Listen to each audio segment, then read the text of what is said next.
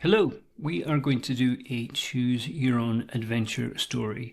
So the way these work is you get a short text, and at the end of that text you have to make a decision about what happens next.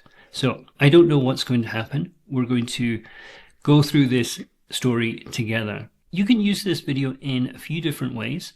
Number one, you can just sit back, relax and watch the video. Number two, you can close your eyes and listen as I read out the texts. That's good for your listening skills. Or you could pause the video and read the text out loud. Again, good for your reading out loud skills. And lastly, you could use this for shadowing practice. So you can listen to me read out the sentences, and then you can try to repeat the sentences using the same intonation that I'm using. So let's get started. We need a topic. Let's say, write a story about finding an old key. Now, just something quite vague, possibly mysterious. Let's see what it gives us. So the first decision we have to make is about the level of the text. So I think let's go for upper intermediate. Let's go D, upper intermediate.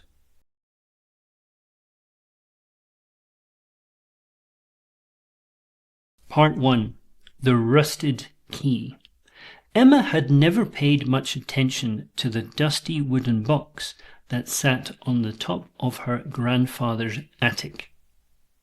While helping to clear the house after he moved into a care home, she finally lifted the heavy lid and discovered a small brass key wrapped in a faded handkerchief. Although it was old and slightly bent, it looked as though it had once been carefully looked after.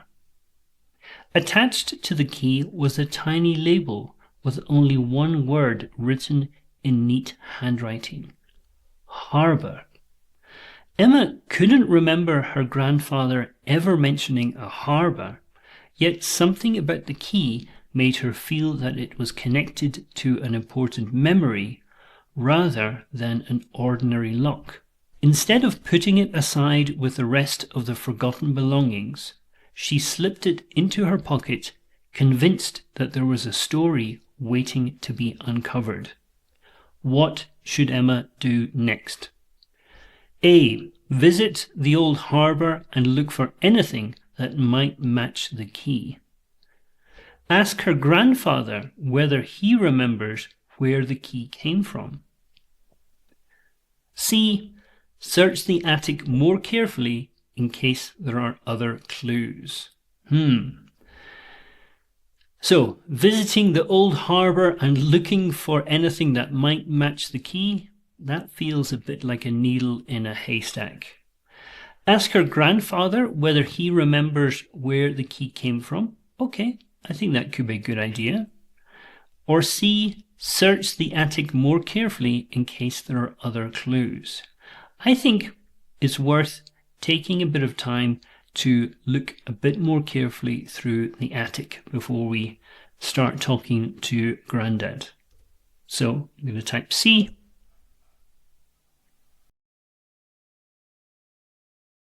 Part 2. Hidden clues. Emma spent another hour searching the attic, brushing away thick layers of dust and opening boxes that had not been touched for years. Just as she was about to give up, she noticed a loose floorboard beneath an old chair. Underneath it lay a small leather notebook covered in cobwebs, along with a black and white photograph of her grandfather as a young man standing beside a lighthouse. Inside the notebook were only a few short entries, but one sentence immediately caught her attention. If anything ever happens to me, the key will help someone find what I couldn't leave behind. Emma looked again at the photograph and realized that in the background she could just make out the outline of a small harbour. The mysterious key suddenly seemed far more important than she had imagined. What should Emma do now? Take the notebook and photograph to her grandfather and ask him about it? Travel to the harbour shown in the photograph and search for the lighthouse? Visit the local library to see whether anyone recognizes the lighthouse or the notebook. Take the notebook and photograph to her grandfather and ask him about it. That could be a good decision, but her grandfather is in a care home, so I imagine he is perhaps not in great condition, so we're going to leave him for a little bit. Let's go with B. We're going to travel to the harbour shown in the photograph and search for the lighthouse. Let's go with B.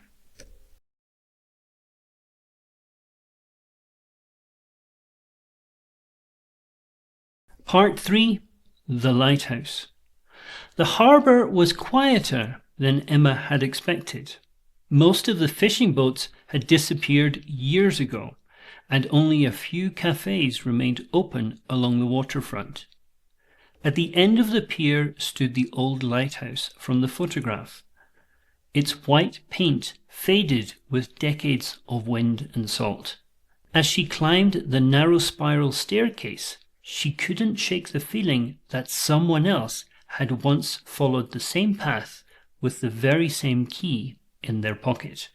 At the top, she noticed a small wooden cabinet built into the wall.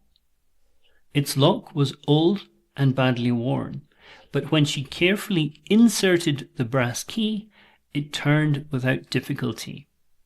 Inside was not a box of money or jewellery, but a bundle of handwritten letters tied together with blue ribbon. The first envelope was addressed simply, "To whoever finds these." Emma took a slow breath before reaching for it. What should Emma do now? A. Read the letters immediately inside the lighthouse. B. Take the letters to her grandfather before opening them. C. Leave the letters untouched and search the lighthouse for more hidden compartments. Now, I'm quite a nosy person, so I want to read those letters immediately in the lighthouse. Let's go with A.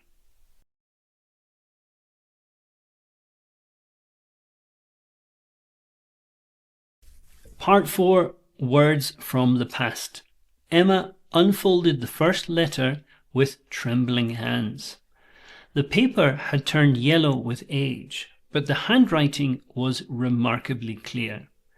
It was written by her grandfather to a close friend who had disappeared at sea many years earlier. He explained that he had never been able to say goodbye and had hidden the letters in the lighthouse because it had been the last place they had stood together. As she continued reading, Emma realized the letters were not filled with regret alone. They told stories of friendship, courage, and dreams that had never completely faded. In the final letter, her grandfather had written, "If someone is reading this, don't remember us for what we lost. Remember us for the life we were lucky enough to share." Emma quietly lowered the pages, feeling as though she had been trusted with a deeply personal piece of family history. What should Emma do next? A. Take the letters to her grandfather and tell him she had finally found them. B. Leave the letters safely in the lighthouse for future generations to discover. C. Contact the family of her grandfather's friend and show them the letters. Now, I think that this actually might be a good time to go and talk to Grandad. So let's go with A. We're going to take the letters to her grandfather and tell him she has found them.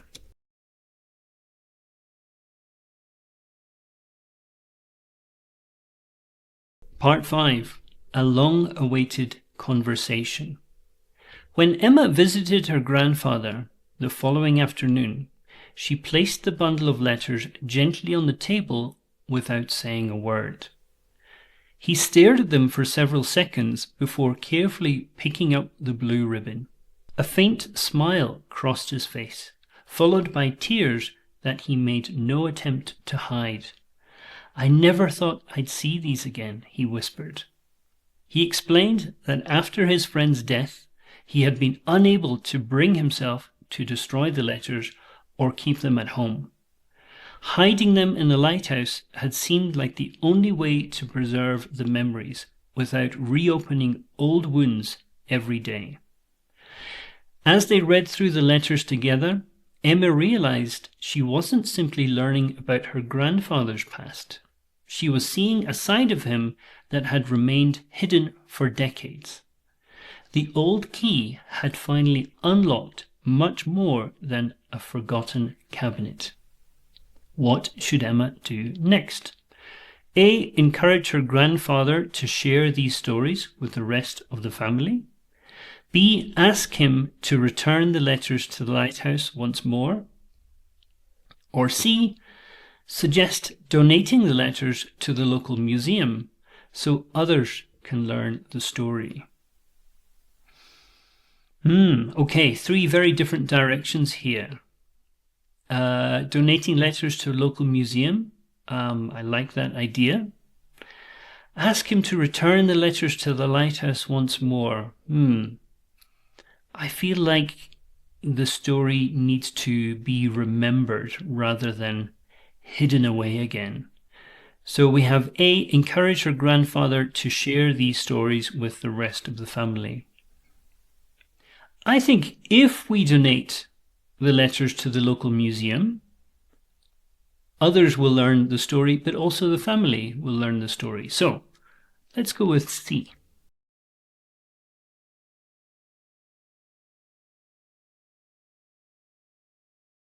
Part 6. Sharing the story. Over the next few weeks, Emma worked with the local museum to preserve the letters. The curator was fascinated, explaining that personal stories like these often revealed more about a town's history than official records ever could. The letters were carefully protected and copies were made so the originals would remain safe for future generations. When the small exhibition opened, Emma and her grandfather visited together. People quietly read the letters and stopped to study the old photograph of the lighthouse. For the first time in many years, her grandfather spoke openly about his friend, not with sadness, but with gratitude. Watching visitors connect with a story that had almost been lost made Emma realize that some treasures become more valuable when they are shared. What happens next? A visitor recognizes someone mentioned in the letters and reveals an unexpected family connection. Emma receives another mysterious key in the post with no return address.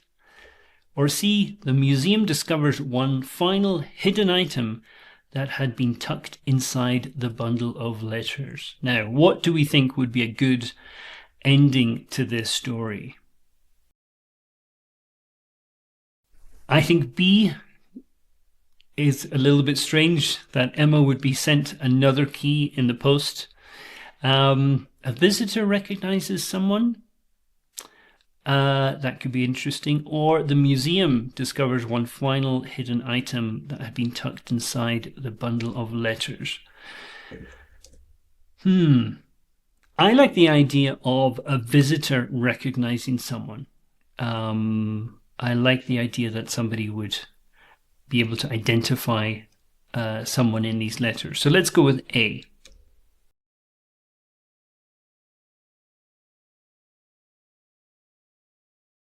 An unexpected reunion. As the exhibition grew more popular, an elderly visitor stopped in front of the photograph and became unusually emotional.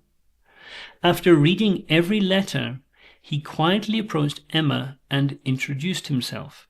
He explained that he was the nephew of her grandfather's friend and had spent years trying to learn more about the man his family had rarely spoken about. Until that moment, they had believed almost everything connected to him had been lost. A few days later, the two families met for the first time in decades. They shared photographs, memories, and stories that had been kept apart for far too long.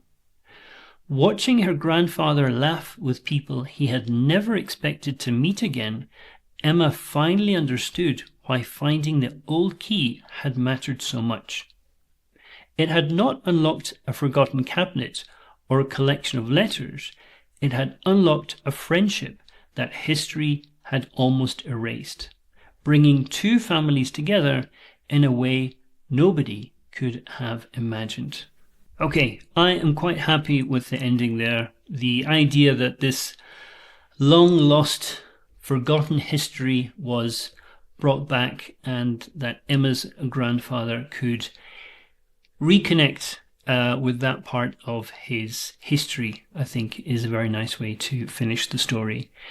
This is B2 level language, roughly, so there are some challenging vocabulary items and phrases in here. So if you look at the video description, I will leave some information, definitions, example sentences to help you understand some of these words. I hope you enjoyed this, and if you want to hear more stories like this, make sure to like and subscribe.